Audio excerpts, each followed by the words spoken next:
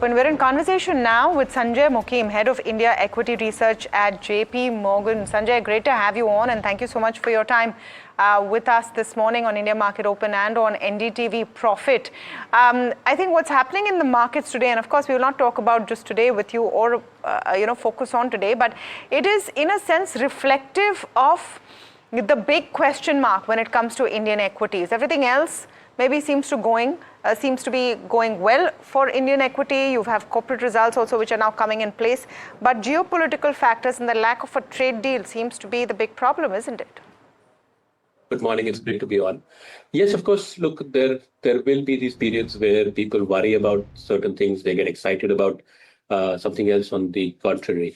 The risk that the markets run today is that situations like this can always devolve. If you see continued selling, then that selling forces further selling here. Hopefully, we won't get into any kind of situation like that because the underlying economy is actually doing reasonably okay, right? And that's the point you were making earlier, that the domestic economy, catalyzed by the consumption stimulus that we've seen from Government of India, seems to be finding some sort of feet now. And we've all been upgrading our GDP growth forecast, for example, in the near term.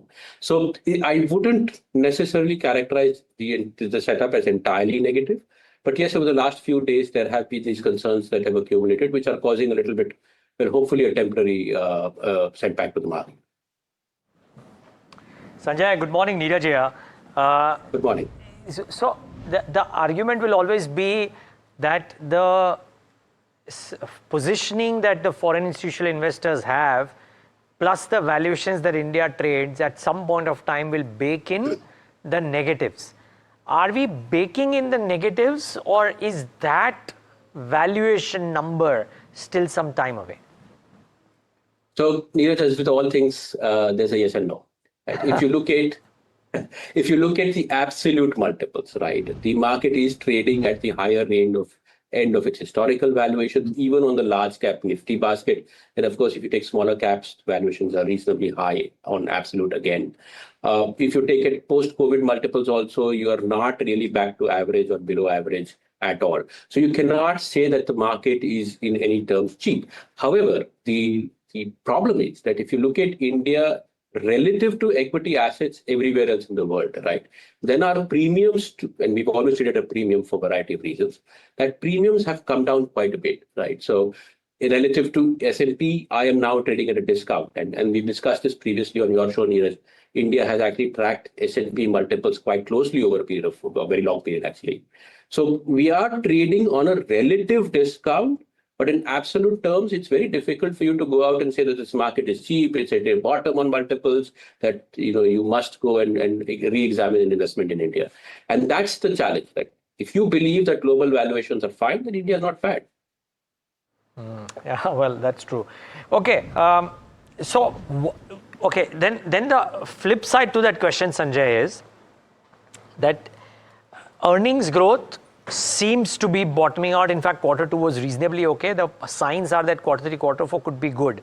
The RBI has done what it is doing, cut, so on and so forth. So the regulatory action and the government action with the GST cut is all constructive. If there is a deal that happens, and let's say it's closer to this 20-25% mark, is that net positive for the Indian markets at the current valuations? Or does it need to be a sweet deal for the markets to get out of this? And per se, I mean, the Nifty levels are one thing, Sanjay, but the broader end of the spectrum is under some serious pain right now. It is. And let me argue this two ways, Neeraj. One, the deal itself, and however it shapes out, right? And we get a reduction in tariffs to hopefully somewhere below, let's say, what my ASEAN competitors have, right? You don't want tariffs to go to zero, you just want to be lower than others, to be honest. That in itself doesn't have a very direct EPS impact, whether you take a top 50 basket or a top 100 basket to India, or of the Indian market. It's really a sentiment that might change on the outcome of the deal. To say, hey, look, we are no longer in trouble, we are out of the corner and things are getting better and all of that. So that sentiment delta you will get on the deal. It's not really an EPS issue.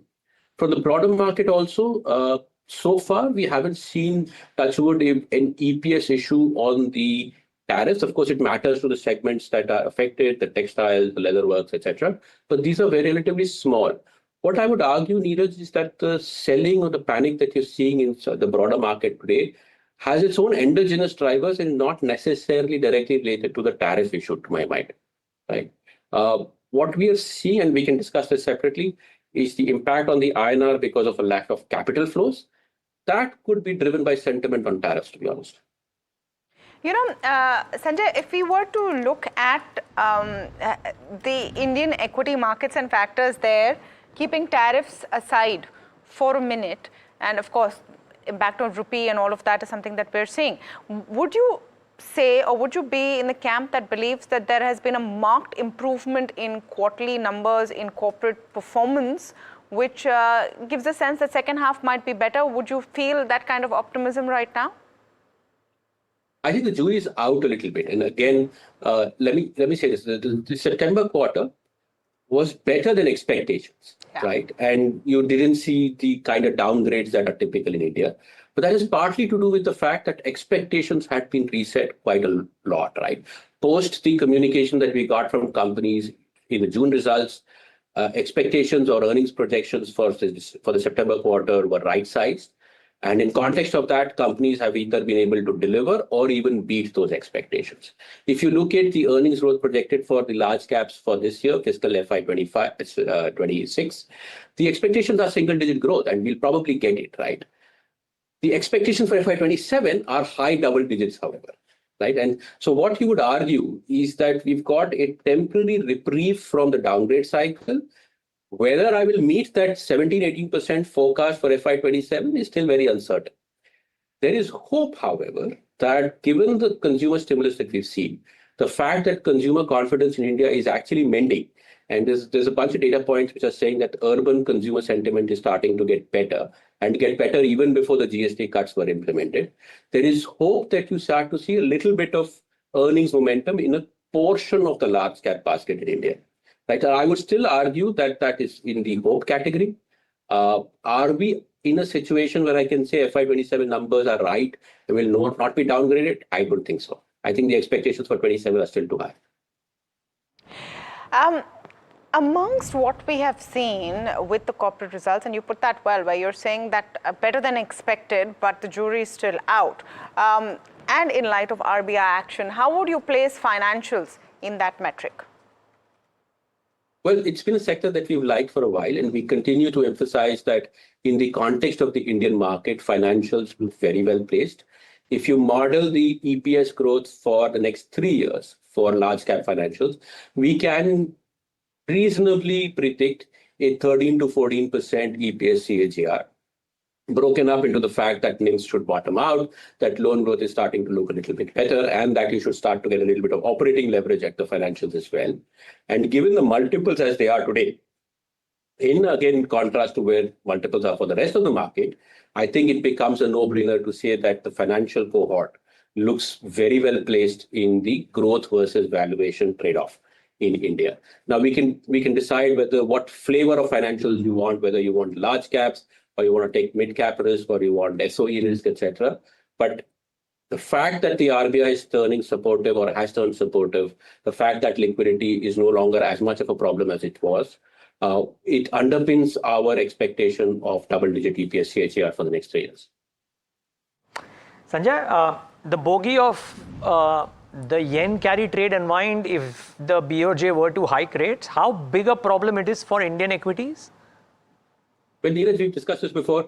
There is this, pitch that India is decoupled from the global macro and that we've got a whole lot of domestic things going on. In the long term, yes, possibly, but in the short term, there is no decoupling.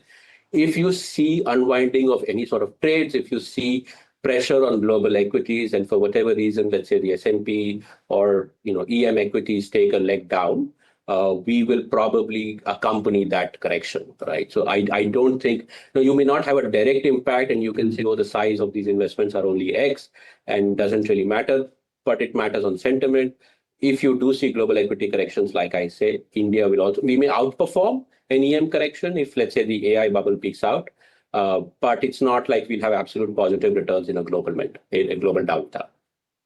Okay. Sorry, I wedged that macro in between. Now, based on all the things that you guys have written about recently, and the earnings impetus that is coming in from some of the export-oriented names, it looks to be pretty strong. IT is not done half bad, and the con calls that some of the companies have had are pretty positive. I saw some note from you from your team on CRDMOs, and that cohort of stocks as well, Q1 and Q2, the numbers have been pretty okay, and these are all export-oriented themes.